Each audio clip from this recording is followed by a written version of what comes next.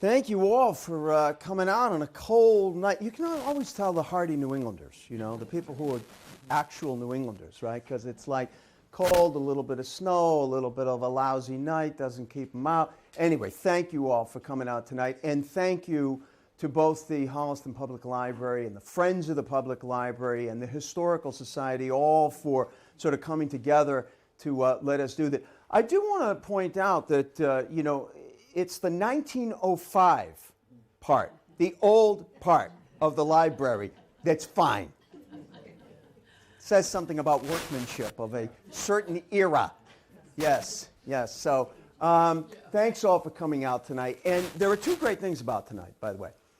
One, first and foremost, is that my wife, Anne-Marie, who co-wrote my third book with me, is here, and that never happens. So she's been to one talk prior to now, and so that I'm so thrilled to have her here tonight. And the other is that, you know, frequently there are weeks where I'll do, you know, 2 or 3 speaking events like this in a week and drive all over kind of southern, eastern New England. And tonight is great because I went home first and came from my house. How great is that? What did it take us? 3 minutes? So this is great. I'll speak here once a week. So I'm going to talk to you tonight about my third book, and it is all about an iconic New England institution. You know, how many of you are familiar with Chronicle? I know all of you are. Thank you. That's great. That's great. We're going to be missing it tonight, but that's right.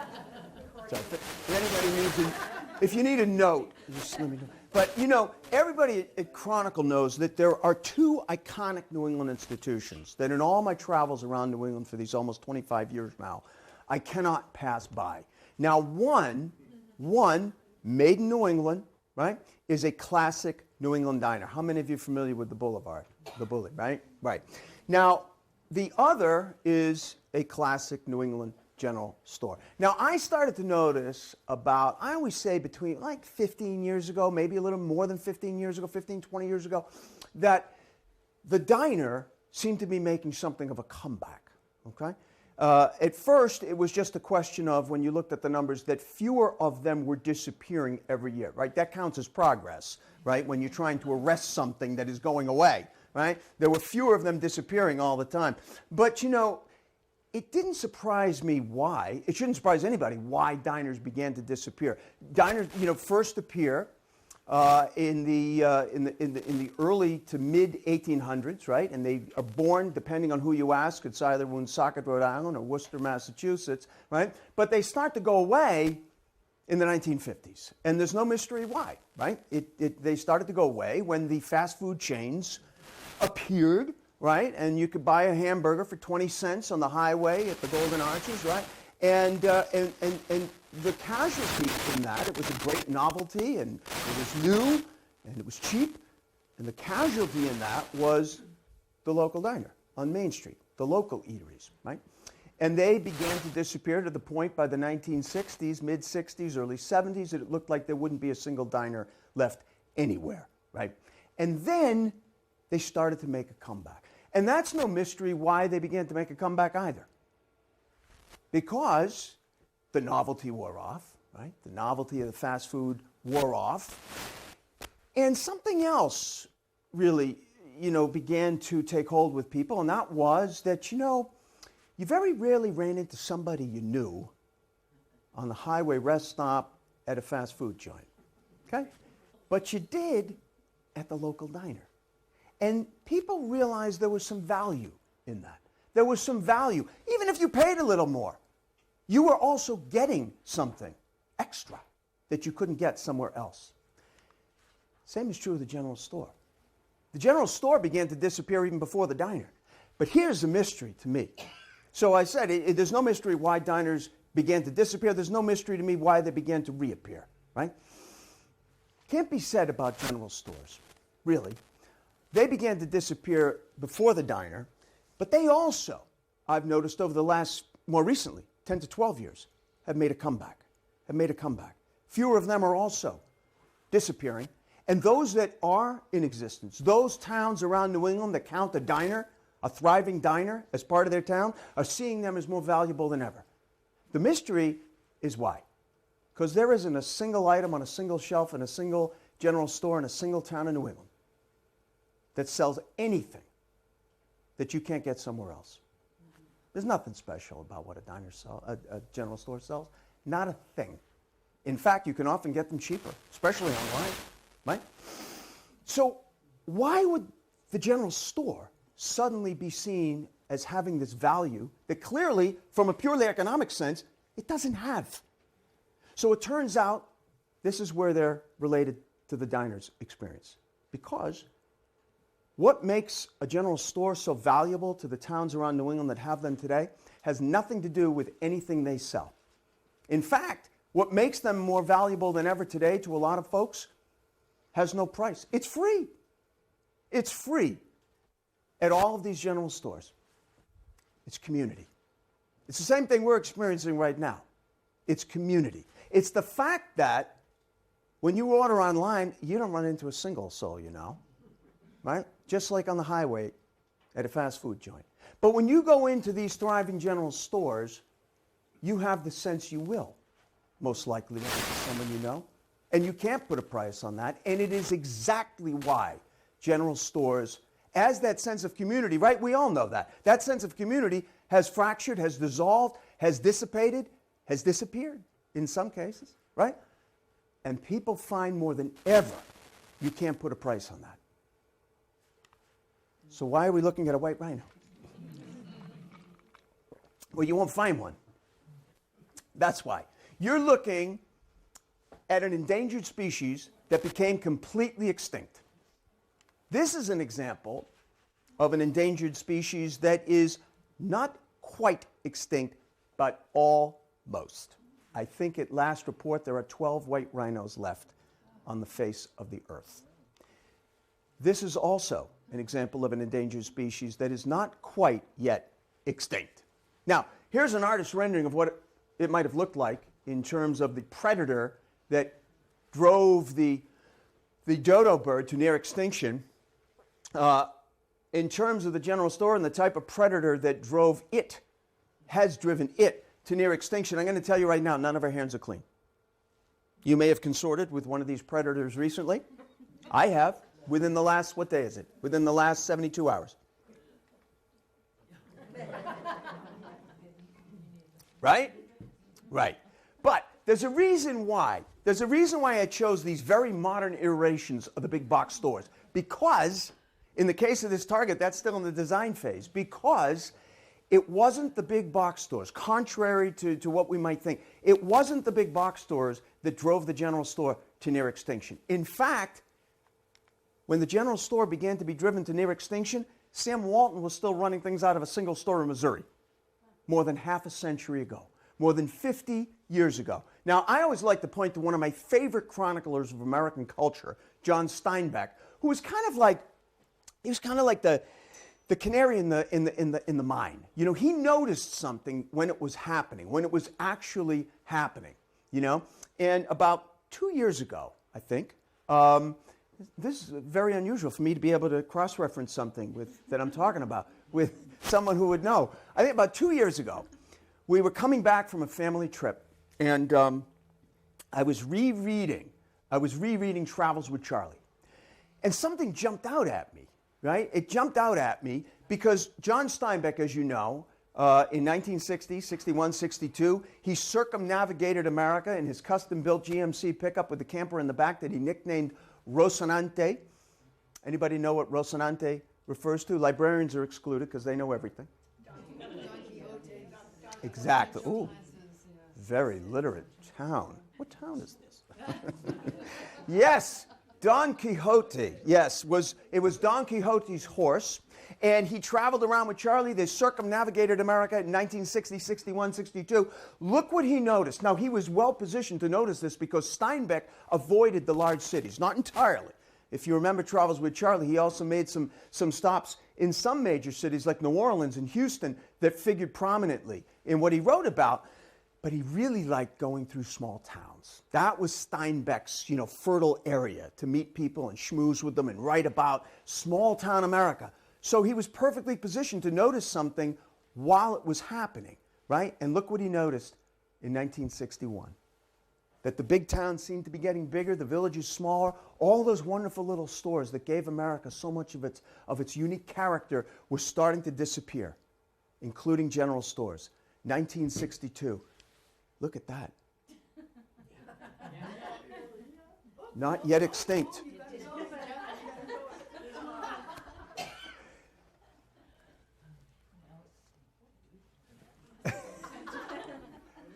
Okay, don't be distracted by that now. I am not competing with a bug.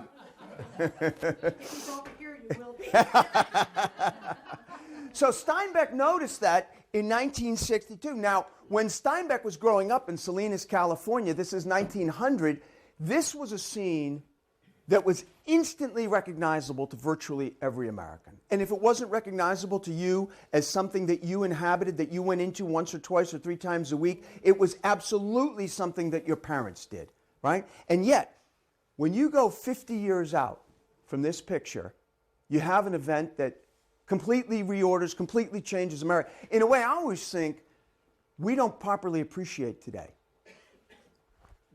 In 1950, right here, the game-changing event was, for the very first time in American history, a majority of Americans owned an automobile. And it changed everything. I think we think of it today, that having automobiles, the more people had an automobile, that it was a question of changing the way we traveled or changing mobility. It was that. But that also changed everything else. It changed the way Americans carried on relationships. It changed the way Americans lived, where they lived, if they chose to live somewhere else. Especially work. It changed the way people worked. It changed the way people went about if they wanted to pursue a different job in ways they would never have done before the age of the automobile. And it changed the way people went about commerce, right? 50 years out from this picture, you have the mushrooming of the interstate highway system. And now, for the first time, you have, by the 1960s, early 70s, if this is the choice in your little town local store where you had been used to going in to grab a staple item or two on your way to and from work or what have you, and now you can jump in the car that's now parked outside your house and go an exit or two on the interstate and have this choice, makes it a little bit tough if you're offering this choice, right? But a funny thing happened on the way to extinction. And this is kind of the central irony that in some ways kind of makes this book the interesting, fascinating read that it is. No, because I'm kidding. I'm partly. But, because I always like to point out what the book is not, right? So this book is not a comprehensive listing of all of New England's general stores. So if you wanted to grab a book where you could find state by state all the general stores in New England, this is not it. So if anybody wants to go now, I totally understand, okay? But what the book is a narrative that really explains this irony. Because the same forces that seem poised, as we're pointing out right now, the same forces, cultural, economic, commercial, the same forces that seem poised to make the general store completely unnecessary, irrelevant, are the same forces that in the end save them. How's that? Let me explain. So, because of the car, solely because of the automobile, really, when you reduce it, by the time you get to the late 60s, early 70s, you have the rise of suburbia in a way that never existed before. The suburbs in America have existed since the mid-1800s. But by the time you get to this point, again, because of mobility, because of the car, the suburbs are now like on steroids, okay? And in every metropolitan area of the country, but we're talking about New England, the suburbs are mushrooming, exploding, right? This is California, but this is repeated coast to coast, including right in our area, right? And now you have people, largely the boomers, right? Children of the greatest generation, and they are now moving into these suburban communities. and they have houses and homes with square footages the size their parents could only have dreamed about, and they live in often these suburbs with not always, but often great school systems and all kinds of amenities, recreational programs and athletic programs that in the morning, you drive on your way to work, you pass by X amount of different little strip malls, you have your choice of 147 different places to get 147 different kinds of coffee, and life is utopia. Or is it? So it turns out that a lot of people who are living in these large, mushrooming suburban communities by the late 60s, early 70s, curiously, with all that these offer, are missing something. Anybody want to take a guess on what that would be? Bingo. Bingo. Community. So it turns out that you can live 10, 20 feet from your next door neighbor's window. You can smell what they're making for dinner. But it doesn't necessarily mean that you feel like you are any actually closer to them or to your sense of community. So it turns out that community is not just about how many people occupy a given spot. It turns out the community is something else. It turns out the community is something more. And it doesn't have to do just with volume. It has to do with quality. Now, we may take that for granted now. I'm sure everything I just said, you're feeling like, yeah, I mean, I know that. But you know, people hadn't thought a lot about community, as with so many things, until community started to disappear. And by this point in time, right, when one of the social upheavals that is happening for 20, 30 years afterward because of the car, because of mobility, because it changed everything about the way we went about our lives, communities were changing. They were changing. People are often decrying the fact. You know, in 1973, Life magazine published a poll that a lot of Americans found very disturbing on a couple of levels, and it was this. A majority of Americans, more than 63% of Americans, said they had only sporadic or infrequent contact with their next door neighbor. Huh? So it turns out it does mean something else than how many people you live next to. It matters how many people you actually connect with, right?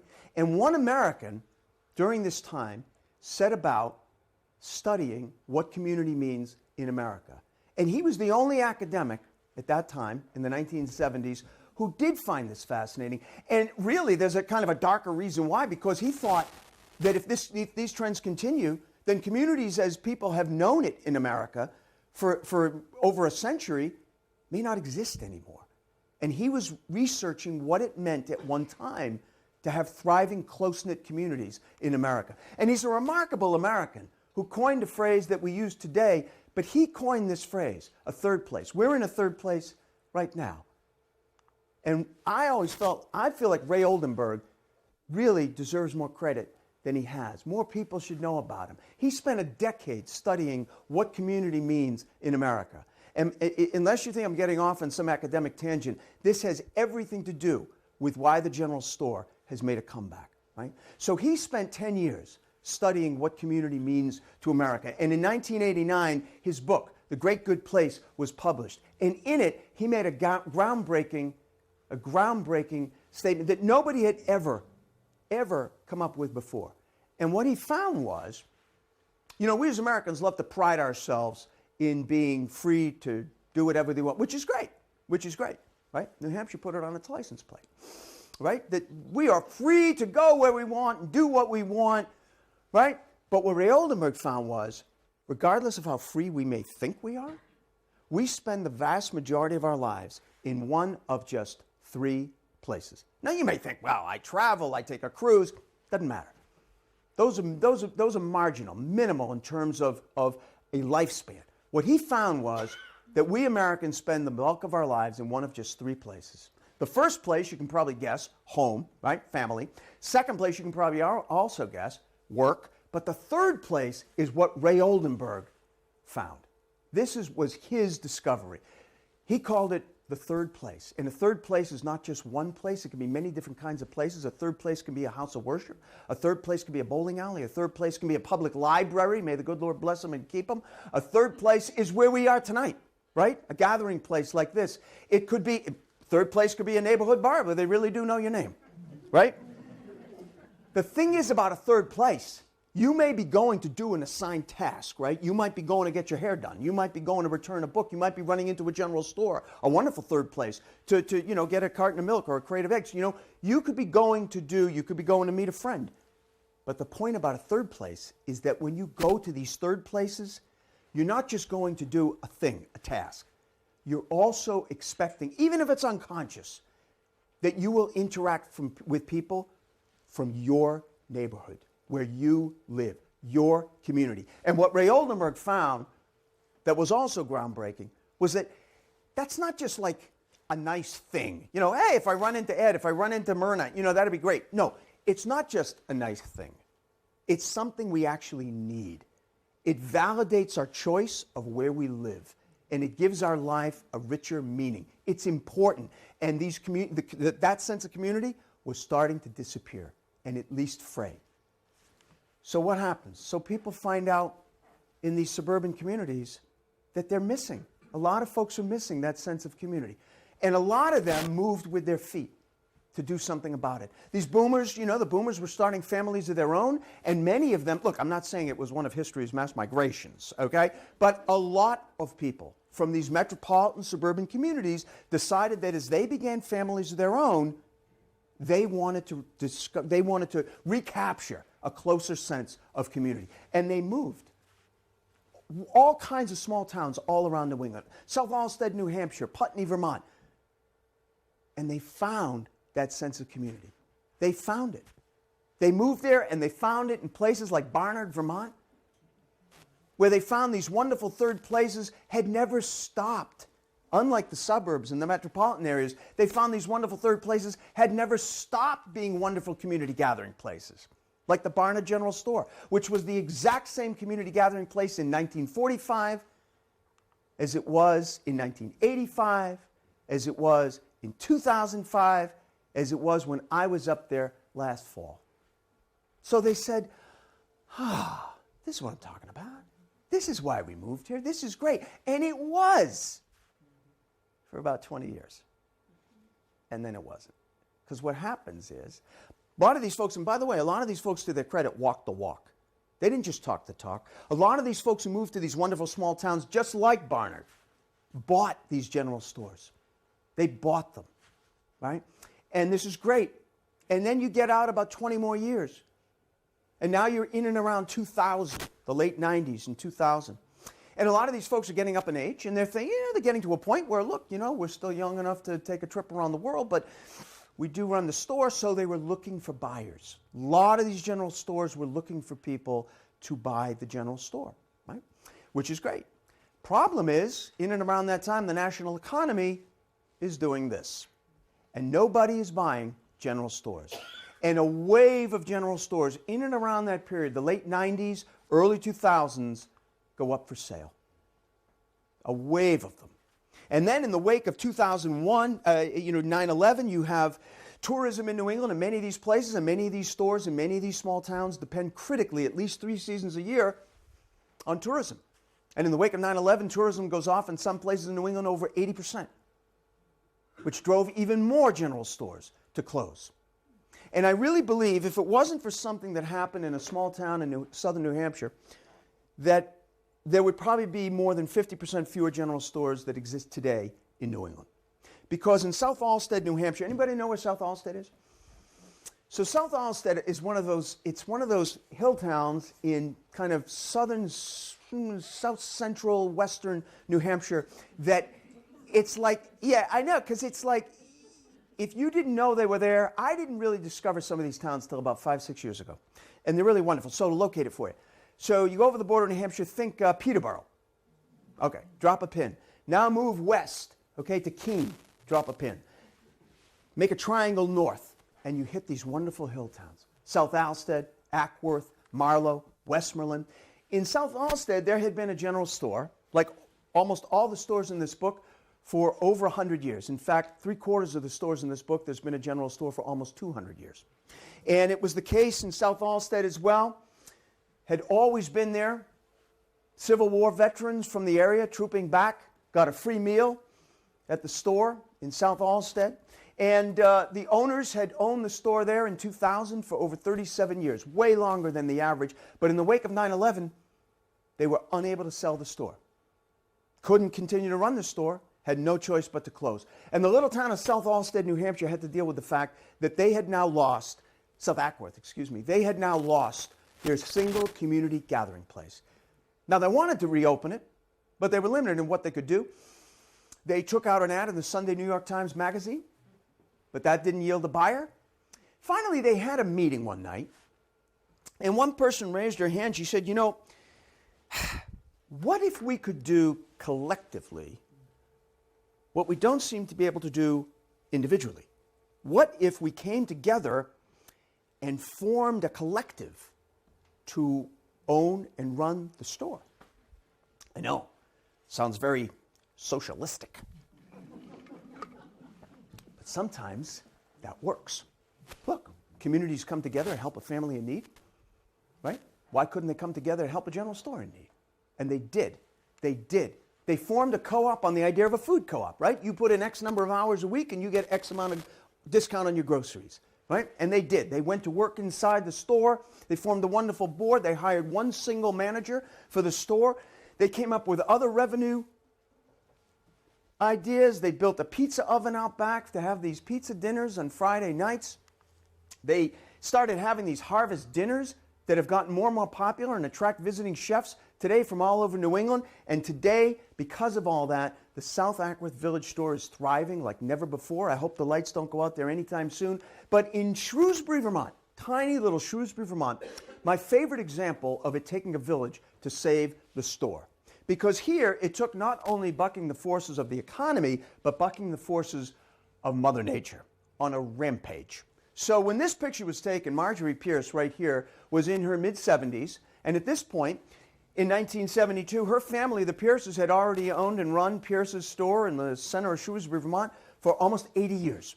And it is the heart and soul of Shrewsbury, Vermont. Population 842 people at last count.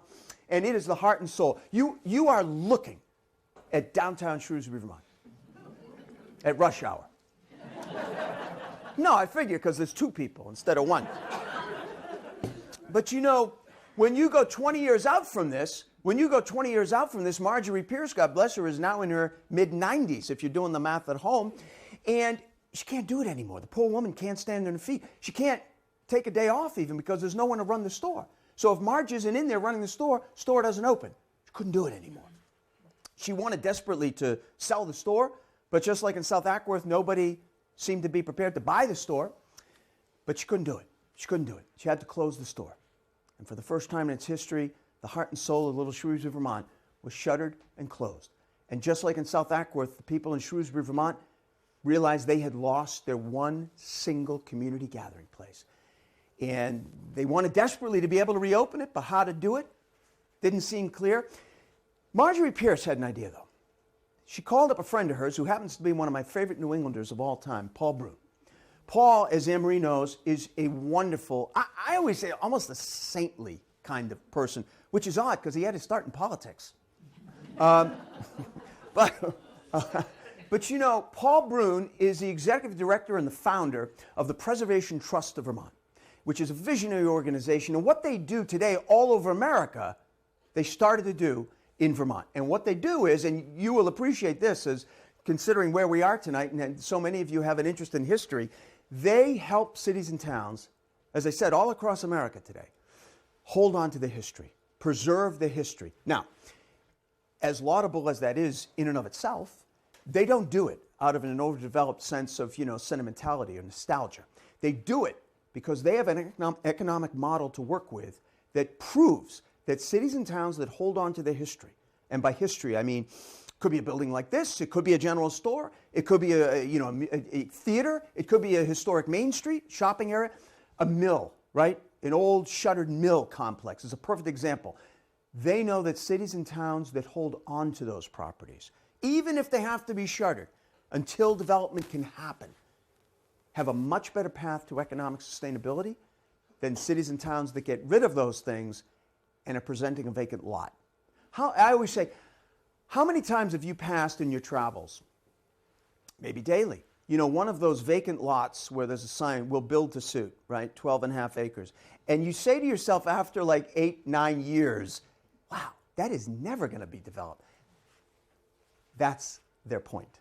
When you give a developer the bones to imagine, it is better than looking at a carcass, okay? So what they have found, especially with like mill complexes, right, that this gospel works. But that isn't what Marjorie Pierce wanted to talk about. But she called up Paul Brune. She said, "Paul, I need to talk to you." So Paul, being the kind of guy he is, jumped in his beat-up Prius, and he drove down from Burlington, Vermont. He really does drive a beat-up Prius. He wears Birkenstocks, too. I'm not kidding. No man bun, though. No man bun.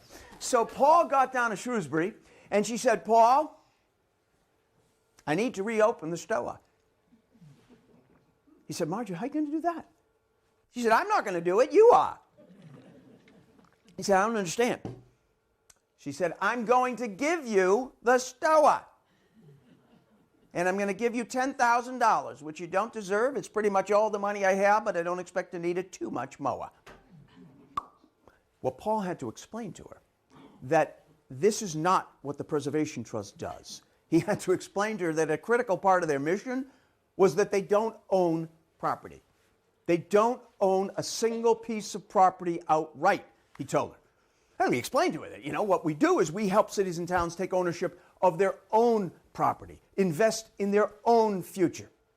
We help them write grants, we help them find loans, we help them find funding, we help them raise money, but we don't own a single piece of property outright, Marjorie. And she said, "Piffle." Well, according to Paul, they went back and forth like that for about 35 minutes, but about 35 minutes later, Paul was back in his beat-up Prius, making his way back up to Burlington, and you may not be surprised to find out the Preservation Trust owned its first piece of property outright. Did you hear Paul tell it? He said, "You try fronting off with Marjorie Pierce when she's in a fettle." So, but Paul came back down to Shrewsbury about a week and a half later, and he had explained to the local historical society, could have been you guys, he explained to the local historical society that he wanted to meet with them. So they met. They met at the store, including our friend Sally Deinzer right there, who runs the local historical society, and he told them, he said, "You know, it is true that I hold the deed to Pierce's." He said, "But I am not going to be running the store. In fact, you're not going to see me here." They said, "Well, who's going to run the store?" And he said, "You are." And they were aghast, right? They were all freaking out. They were like, "Paul, we're not business people. In case you haven't noticed, I mean, we're Vermonters. We're artisans. We're craftspeople. We're farmers. This guy makes cheese." Okay? So he calmed them down. He said, "Look, we've done this before. Trust me," he said, "it's going to be like a fun back-to-school project. We're going to have homework. We're going to take field trips. You're going to learn how to run a store. You're going to learn how to order inventory. You're going to learn how to stock shelves. You're going to learn how to completely renovate a 200-year-old general store." And I think they did a pretty fine job, right? And it looks exactly like, you know, I always say that if you wanted to pay $500,000 to a Hollywood set designer to design the set for a little old New England general store, you'd come up with Pierce's, right? And it looks exactly like that. It looks exactly like that. I sat in that red chair a couple of falls ago when I was up there. So everything, look, I don't mean to suggest that this went off completely without a hitch, okay? Because just before the store reopened in 2009, the Historical Society went back before the town and they said, "We need some more money." Okay, this is a town of under 900 people that had already raised almost $60,000. It's a lot of money. But they said, "Listen, we don't have a generator." And they said, "If we are going to be a genuine community gathering place through thick and thin, that the community can depend on us to be open no matter what Mother Nature throws at us, the worst of a Vermont winter, we need an emergency generator." And there was a lot of belly aching, you know, there was a lot of, "Well, Marjorie Pierce never needed an emergency generator." But they got it. They got it. They reopened the store, and all was wonderful in Little Heart in Shrewsbury, Vermont. The little heart there was beating once again. All was great for 2 years. Remember I said that it was the worst of Mother Nature? Yeah, it certainly was. So, yeah, 2 years later, here's the irony. They were talking about, they sold the emergency generator request by saying, you know, the worst of a Vermont winter. You know how bad that can be. It turned out to be the worst of a Vermont August, because in August 2011, Hurricane Irene tore up the East Coast. Now, by the time it reached New England, actually by the time it reached the Northeast and New Jersey, it had been downgraded to a tropical storm, but you know what? It doesn't really matter whether you're packing the 75-mile-an-hour winds of an official hurricane or the 65-mile-an-hour winds of a tropical storm. You're still going to blow away 200-year-old covered bridges like so much driftwood, and that's exactly what Irene did in Vermont. Still today, the worst natural disaster in the state's history. The power went out all over Vermont the day that Irene hit. The lights went out all over Vermont the day Irene hit, including in Shrewsbury, Vermont, except in one little spot. Because in Shrewsbury, Vermont, Sally Deinzer and her heroic Historical Society crew trooped over through the howling wind and the flying debris and the pouring rain. They fired up that emergency generator. The lights came on. And, you know, to hear Sally, she told me a couple of years ago when I was up there, she said, you know, when those lights came on the day that Irene hit, she said, it looked like something out of Night of the Living Dead. She said people were coming up the street and they were like seeking out the light. And they got there, and the lights were on, and the coffee was hot, and the Wi-Fi was working, and people were able to get in touch with relatives and tell them everything was okay. And you may also not be surprised to find out nobody's bellyached about that emergency generator ever again. Now, so we reached a turning point in the general store story now, right? We reached a turning point because now we're up to the mid-2000s. So now we've talked about why general stores began to disappear, what the forces were, right, that were threatening them. We talked about how some of the first general stores were saved, but now we're at a point where the national economy is doing this now, right? It's improving. And now, when these general stores closed, and they still close, we might like to think they don't, but they do, to the tune of about 25 a year, every year in New England. But now, by this point in time, in the mid-2000s, the economy had improved to the point where there were some people with enough disposable income to throw it away. I mean, invest. Well, that's how it often seems to people who do it. It's a leap of faith, to say the least. But now there were single individuals who were sometimes able to buy and save the local general store. In a chapter that we call Honey, I Bought the Store, I like the kid that Larry Beerfield and his wonderful wife Robin, I like the kid that Larry's the only person in the book. Anybody ever been to Fern's in Carlisle? No? So Larry, I like the kid, is the only person in that chapter who actually uttered those words, honey, I bought the store. Now, when Larry came to one of my first book talks, he said to me, I didn't say, honey, I bought the store to Robin. I said, what did you say? I said, that's in my notes. You said, he said, no. He said, I think I said, honey, I think we should buy the store. I said, really? I said, Larry, you're lucky Robin didn't say, honey, I hope you still have the receipt. But you know, Larry and Robin, they deserve a special shout out because they no longer own the store. They sold it just under a year ago. But they could have sold it, and really in some ways needed to have sold it long before. They are on a very, very they have a great location in Carlisle, and they could have sold it long before. They didn't and refused to until they found a buyer who would contractually obligate to keeping it a general store. And they have, and it is still open today. But my favorite, Honey, I Bought the Store, is my favorite because it involves, I think it is safe to say, the single most unlikely general store owner in the world. Would you agree? Yes. How many of you know he owns a store? Yeah? And some of you do, some of you don't. So, yes, Steve Carell, or otherwise, if you've actually ever watched The Office, probably better known as the world's worst boss. But yeah, Steve Carell grew up, actually not very far from here. Steve Carell grew up in Acton, Massachusetts. And when he was growing up, he was enthralled to a local general store. There was a little local general store in Acton, long gone, unfortunately. But Steve, when I talked to him on the phone, you know, I talked to him on the phone, so now he's Steve to me. But Steve told me that he used to go to the store and he was fascinated. He said he would just watch the guy who owned the store pumping gas and making sandwiches and hopefully after washing his hands and stocking shelves. Everything about the store fascinated. And more importantly, he said it was the first place that he was allowed to go as a little boy on his little bicycle, right? Probably with one of those banana seats, right? And his own allowance money jingling around in the saddlebag in the back to buy candy at the first place he was allowed to go by himself. How many of you had the same experience?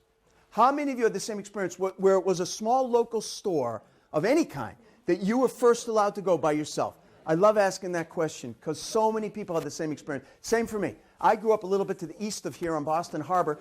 I grew up in Winthrop, Mass., or as I like to refer to it, the charming little seaside town at the end of runway 27L. It was a noisy childhood, but same thing, local little store, and same thing for Steve's wife, Nancy. She grew up on the South Shore, right? She grew up in Cohasset, and same thing. She said that when she was growing up in Cohasset, she and her big sister, Tish, used to go next door on summer nights, and they would go to the Marshfield Hills General Store. And about 15 years ago, Nancy's sister, Tish, during just like a month ago, during Christmas time, went out to Hollywood to visit her little sister and her famous brother-in-law. And while she was there, she told Nancy that the Marshfield Hills General Store was up for sale. And Nancy said, "Who do you think is going to buy it?" And she said, "I don't know if anybody's going to buy it." And she brought out this kind of beat-up copy of the Globe that she had on the plane. She said, "Look," and there was a story in there about a local developer who was proposing to turn the store into condos. And at that point, Steve Carell said he overheard this, and he went into the kitchen. Long story short again, when Nancy's sister Tish returned to Boston that Christmas time, about 15, 16 years ago, she had with her a check to purchase the Marshfield Hills General Store. And it is an authentic old New England general store. It really is. It's one of the few general stores left, actually, that has a working post office still attached to it. Now, that used to be the case at virtually every general store. Every general store owner was also the town's post office postmaster just by default. The USPS is not fond of that arrangement anymore, so you don't see it too much, but it's still the case in Marshfield. On the third floor during the Civil War, they stitched Union Army uniforms at the Marshfield Hills General Store, and I think that Steve Carell and Nancy and Tish and their design team, I think they did a great job maintaining the historical integrity of the store, right? And Steve did make his sister-in-law general manager of the store. She runs it today. And today the Carells own a house in Cohasset, and they're out here every summer. And today, no summer is complete without a confirmed sighting of the store's owner at some point during the summer at his general store. Now, so far, we've talked about saving general stores, right? We've talked about the early wave of stores that was saved when it took a village. We've talked about the second wave of stores that then could be bought and saved by single individuals. But you know, I thought as I was putting this book talk together, that it was also important to pay some homage, if you will permit me to use a fancy French word, to some stores that have never needed saving, right? Some stores are so ingrained, right? So interwoven into the fabric of their community, they've never needed saving. They're so much a part of it. For many of these communities, it's impossible to imagine that their store would not be there, that their store would not be part of their town. One of my favorites is up in Warren, Vermont, ski country, kind of equidistant between Waitsfield, right, and Warren in the Green Mountains. The Warren General Store, it's been around for just over 200 years. Here it is in the early 1940s, but it's been around for over 200 years. It is the heart and soul of Warren, Vermont. If you are anywhere within 20 miles of Warren, you are probably somebody who was in the store once or twice or three times a week. The last time I was up there, well, I have to rephrase this now because the last time I was up there was just this past fall. But my friend Jack Garvin, who runs the store, was not around then, so I didn't see him. So really the last time I felt like I visited with the store was, I remember exactly when it was because of where things were in the country at that time. It was a presidential election year. It was March of 2016. So it was presidential primary season.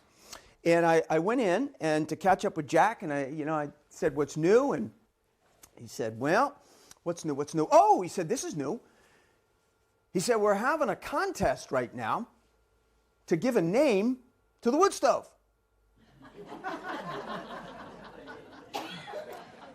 It does get a little slow by March in the mountains of Vermont.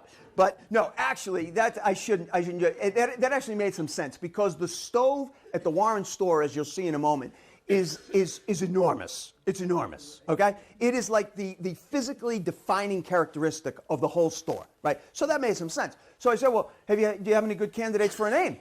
And he said, "Funny you should use that word. I said, really? He said, yeah. This is a matter of fact. So as a matter of fact, another friend of the store, and rather a famous Vermonter in his own right, had been into the store just a week before me, okay? Which surprised me because I thought he was pretty busy at that time. He might have been back in Burlington doing laundry for all I know. But anyway, he dropped into the store. Jack told him about the stove naming contest, and obviously quicker on his feet than I am, he had an idea. He said, I have a suggestion. And they liked it, and he won. Bernie Sanders won the stove naming contest at the Warren store. You know, and it's funny because I've always thought, I wondered later on, I thought, just about 4.5 months later, okay, Bernie Sanders did not win the Democratic presidential nomination. And I've always wondered if maybe he took some solace in that, unlike Hillary, he won the stove naming contest. What? That's not nothing, right? That's not nothing. Now, one of my favorite chapters involves kind of the combo platter of general stores, right? So these are stores that are all of the above. They've never needed saving. They are tried and true. And they are also one of a kind, meaning there is something about each one of these stores that is so unique in some peculiar way, and I do mean peculiar, that, well, they needed their own chapter. Now, I'm just going to quickly tell you two of my favorites. One, still in Vermont, is in Norwich. So Norwich, to place it for you, if you don't know, is in the Upper Valley area of Vermont and New Hampshire. It extends right across, right? So if you go up to Hanover, New Hampshire, that's Upper Valley, right? And if you jumped over just a little bit west, you jumped over on the other side of the Connecticut River, you're in Vermont, you're in Norwich, Vermont, where you will find Dan and Witt's. Now, Dan and Witt were not the original owners of the store. In fact, they were high school buddies who worked at the store in the 1930s. By the 1950s, they owned the store, right? And they did very well. They did very well. In fact, they felt so confident about how much they offered, they put this sign in the window. Yeah, you've seen that before, but the difference at Dan and Witt's, I always say, is it might actually be true, okay? So they did well, and they wanted to expand. Can't blame them, right? So many businesses want to expand if you do well. Here was the problem, though. They had very few options physically in terms of how they could expand. They couldn't expand on this side because of the Norwich Inn.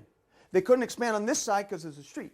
So their only choice for expanding, really, was a 3/4 of an acre or so directly behind the store in the exact same rectangular physical footprint. Odd, but that was their choice. That was their choice. So they did. So what makes Dan and Witt's so unique is the very odd grafting job that you end up with, okay?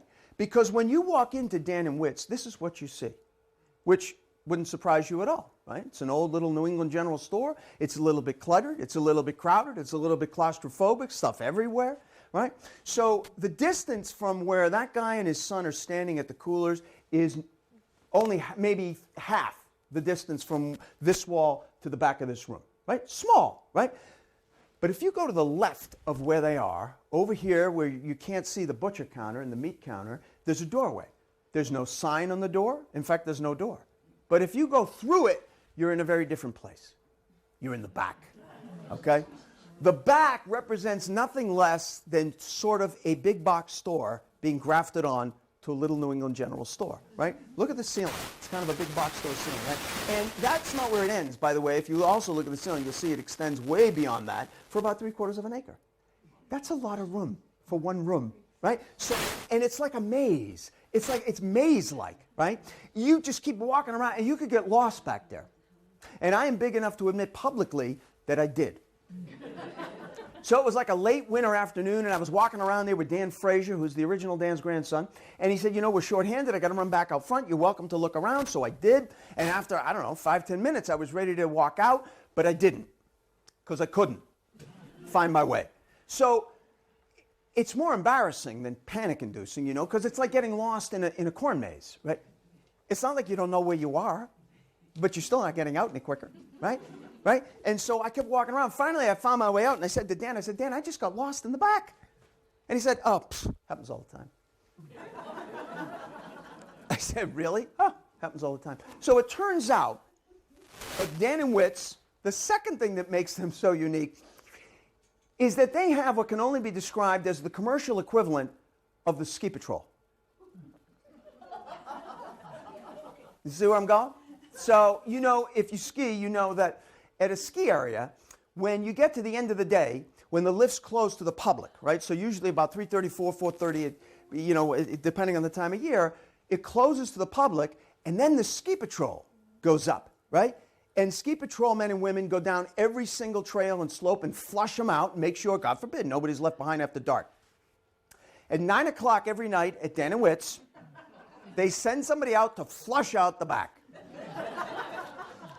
So I said to Dan, I said, well, that's very interesting. I said, but it's not like you find people back there. He said, oh, yeah, all the time. I said, really? He said, yeah, all the time. He said, I would say once a week. We'll find like some 11-year-old kid walking around back there. I said, that's not so good, Dan. He said, you know what's really not so good, off the record? He said, half the time we know for a fact that their parents left like an hour ago.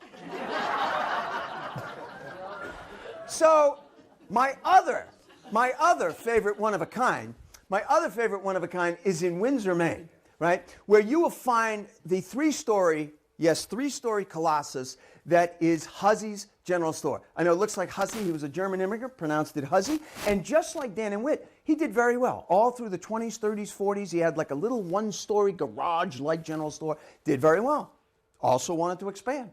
Also was very challenged in how he could expand. He couldn't expand on either side. He couldn't expand in back either. There's like a little brook back there. So his only option was vertical, right? So he did.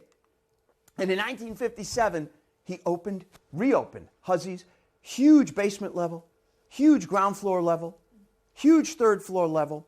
And what makes Hussey's unique, as far as we know in all the world, is that, well, it's the combination of what you can buy at Hussey's that you won't be able to buy anywhere else. So you can imagine if you were running into Hussey's to buy, let's say, something small, right? You want to get a lamp wick or a pair of bootlaces. You would think that 3 huge floors, you might need some guidance, which they help you with. They have a very helpful sign right when you walk in. So if you want to get the maximum effect of what makes Hussey's unique, start reading the sign at the bottom, right? Sorry, guys, wood stoves, home and garden, plumbing, electrical paint, hardware, camping gear, fishing, hunting supplies, guns, bridal gowns, whoa, what? Come again? I did not see that coming. Right.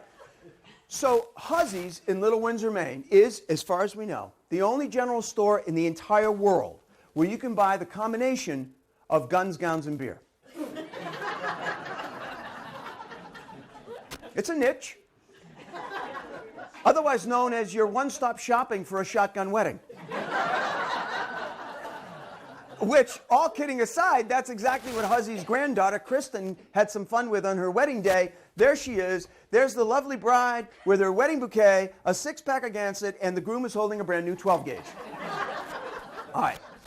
So, as we finish, you know, this is an example of how a book talk evolves. You know, I don't know about other folks. I mean, I've put together 3, but this is an example of, in some way, how these evolve a little bit. Because, you know, when I first started giving the talk, as I will tonight, you know, I'd always love to have questions if people have them. And people routinely asked me a question that I was not expecting. I probably should have been. But nonetheless, every single night, somebody would ask me, well, do you have a favorite general store? What's your favorite general store? And I really hadn't thought about that as we researched these. We visited a lot of them, and I really hadn't thought about that. I probably should have. But what surprised me in time was not the question, but my answer. Because over time, I realized that when I thought about it and answered, the answer was always the same. And when I thought about why then this was my favorite general store, I realized this would really be something good to include, because it really goes to everything we've talked about tonight. It goes to the sense of community and what community means, and how much some communities are willing to fight for their community, to save what really matters in their community, and protect it, even resurrect it when it's gone. Because that's exactly what the little town of Putney, Vermont has done. Not once, but twice. So there has been a general store in Putney, Vermont for over 200 years, 1796. And it has always stood in the exact same place, just above Little Sackett's Brook, right in the middle of Putney. A.M. Corsa, one of only 13 owners in all that time to own the store in Putney. It's often looked very similar, as you can see. And it's always occupied that same spot just above Little Sackett's Brook, except when it wasn't there. I know, it sounds like a riddle, but there's unfortunately not much of a riddle about it. The first time it almost wasn't there was a terrible night in May 2008 when a fire broke out on the 3rd floor. Some faulty wiring in the attic caused the fire to break out. Thank goodness for volunteer fire departments, because as you know, in a town with a volunteer fire department, the fire gets out only as quick as you can muster the folks to put it out. And they mustered very quickly. They were able to save, I know this looks bad, but they were able to save almost 2/3 of the building. Okay? But now the town of Putney had to wrestle with what to do next because the owners didn't have insurance. They decided to write it off as a complete loss and leave town, leaving the tight-knit town of Putney, just under 1,000 people, to figure out what the hell to do with their beloved community gathering place, which they don't own and which now needs to be rebuilt. So Lisa Papazian, again, of the local Historical Society people are heroes. She got on the phone, and guess who she called? Our friend Paul Brune, who jumped in his beat-up Prius, and he drove down this time from Burlington to Putney. And he said to Lisa, listen, the first thing we need to do, we need to make you, the local Historical Society, the town of Putney, owners of the store. Because as he told her, in my experience, a town can't skip town when something bad happens. He's got a point. So he did. They helped them, and they worked with Bernie Sanders. And they worked with Pat Leahy, and they were able to raise federal money. They were able to get state money. They were able to raise a lot of money. This is a town of under 1,000 people, and they raised almost $100,000. So this town loved that general store, and they were willing to put their pennies and nickels and dimes. Kids all around the state had a penny drive, and they were able to put together enough money to rebuild the store. They now own the store. They found someone to run the store, but the town now owned its store. They were able to rebuild it as bright and new as ever, and the beating heart of Putney, Vermont was beating once again. But unfortunately, it was short-lived. Less than 2 years later, a year and a half later, another fire broke out in Putney. And as bad as this picture look, as bad as this looks, it's worse. It's worse. This time, it burned to the ground in about 48 minutes. It was an 18-alarm fire. It drew apparatus from as far away as Worcester. It could have drawn apparatus from Passaic, New Jersey. It wouldn't have mattered, because this time investigators, there was no faulty wiring, but they did find massive accelerant throughout the building. Arson. Arson. So this time, the little tight-knit town of Putney, Vermont had to deal with the double gut punch. Not only had they just lost the heart and soul of their community, but now the person who did this, they knew, might be our neighbor. That's the terror of arson. And it felt like a death in the family. So many people told us that. It felt like a death in the family. And all that late fall, people described that same sense of in the dark, 5, 6 o'clock in December, you know, they'd be driving and think, well, I'll stop off at the store and I'll grab a cup of coffee or a cart of milk, and maybe I'll run into Ed or Louise. And instead, they turned the corner and saw nothing but darkness. And it felt awful. Lisa Papazian called up Paul Brune once again. And Paul Brune drove through the night, arrived at Putney about 6 o'clock in the morning, that next morning. Very somber, sobering message. Told her, I'm not sure what we're going to be able to do. I have to be very honest with you. He said, you know, the federal money which is in the pipeline is contingent on the collateral that was the store. The collateral's gone. The federal money is frozen in place. That's not an option.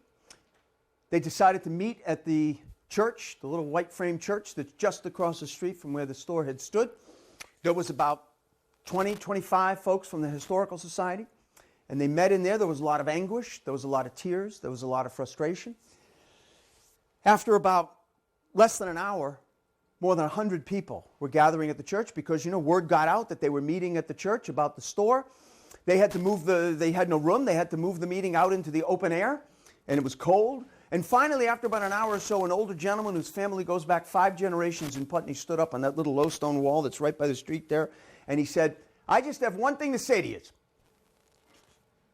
He said, I don't know about the rest of you, but he said, I will be God if an arsonist is going to define my town. He sat down, and Paul Brune kind of let his words hang in the cold air, and he said, well, if I understand my friend here correctly, we need to rebuild. And they did. And the one single saving grace, right? The one silver lining from this terrible, terrible tragedy was that it was such a tragedy, it made headlines all over the world.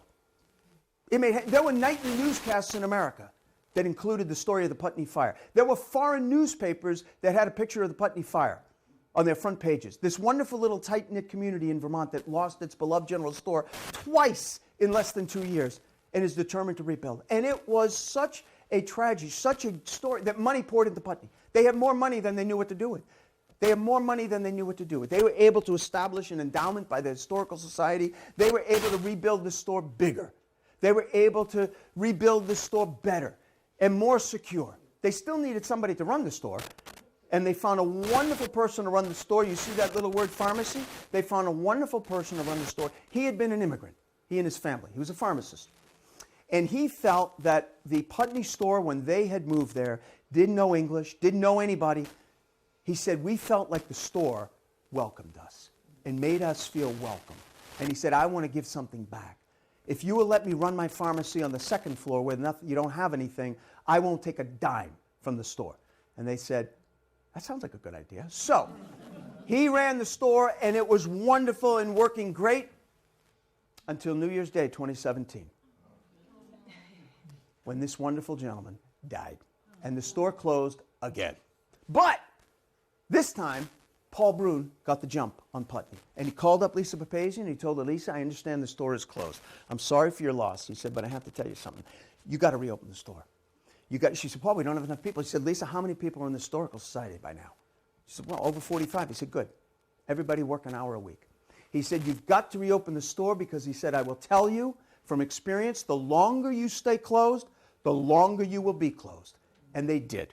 They reopened the store last May. They have someone now to run the store. It is running. It is truly about perseverance, as Paul puts it so well in Putney. And as we finish, I do want to inject a little note of reality. You know, tonight we've talked about all these wonderful stores being saved. As I said earlier, they still close in New England all the time. 25 or so a year on average every year in New England. Probably the most significant closing was 7 years ago now, in Adamsville, Rhode Island, a little village of Little Compton, Rhode Island, when Gray's closed. When Gray's closed in 2012, it was the longest continuously operating general store in American history. 224 years. That's only about 20 years less than the country had been in business, right? And on a more kind of poignant note, the Monterey General Store in the Berkshires, Little Monterey. You know, you're looking at a page from our book, because when the book went to the publisher a year ago last fall, the Monterey General Store is alive and well. And today, it's dead, right? So they still close, and more will continue to close unless and because of the new breed of general store owners, which in closing, I love to give them a little shout out. Just one couple, which really serves as a wonderful example. What surprises me about the new breed of general store owners is that they're not who you think they would be, right? I mean, they're not living double lives, but they're not who you would think they would be. They're not like some genial, older, like me, you know, kind of general store owners. A lot of them, a surprising number of them, are millennials, right? In and around 30 years old. And you would think, I would think, that no knock on millennials, I would just think that perhaps this is not a generation that might have the same feeling about a brick and mortar store and a sense of community and meeting people in person, you know, instead of Snapchatting. So it surprised me a little bit to meet people like Ben and Taryn Marcus in Whitefield, Maine. But they are the poster children in some ways of the new breed of general store owners because, you know, you're looking at two people who not only never wanted to run a general store, but they're not even, talk about not business, they're farmers. They met at agriculture school in Washington State. Ben's family was from Whitefield, so when they graduated, they moved back to Whitefield, where they hoped they'd be able to afford a few acres of land to farm. Well, farmland in that area of central Maine is not cheap. And they kept looking in vain. And finally, one day a guy came up to him and he said, listen, I know you guys are looking for some land to farm. He said, I'm going to make you a crazy offer. He said, I will give you 5 acres of prime farmland. And they looked at each other and they said, what's the catch? And he said, the catch. He said, the catch is there is a long-closed general store on that property, Sheepscot General. He said, if you will reopen the store, I will give you the land. And they still hedged their bets. They still hedged their bets. They decided they would only buy things for the store that they liked, especially food, right? They thought we'll only buy stuff that we like to eat. No, because their thinking was that when this whole thing goes south, as surely it will, we can at least personally liquidate the inventory, right? Yeah, but that didn't happen. That didn't happen. Oh, the land produced all right. Wonderful organic produce. And people started lining up to buy their organic produce. And then they looked at each other after a while and they said, you know what? What if instead of one of us schlepping 100 and 200 miles every week to every single farmer's market in southern New England, which is what you have to do these days, if most farmers, what if instead we could open up like a little cafe in the store and use our own produce in the cafe? And they did. And it took off. And now people were coming not only to buy their produce, but to eat their produce there and to hang out and be a community gathering place again. And then Ben and Taryn Marcus, as this new breed of general store owners gets it so well, they realize something. You have to be the general store to the community you're in, right? It's like parenting the child you have, okay? What works in Whitefield, Maine is not necessarily what works in Holliston. You have to be the general store for your community. And in this sense, they've learned something that the good public libraries today realize, because I know Leslie will bear me out on this. You know, the little inconvenient truth about public libraries today, they cannot just be about books anymore. Am I right? You have to be about more than books. People can get books anywhere. You can download books. You got a Kindle, whatever. It's you want to come to the public library. Don't get me wrong. But you don't have to. So the good public libraries have realized you have to offer value added.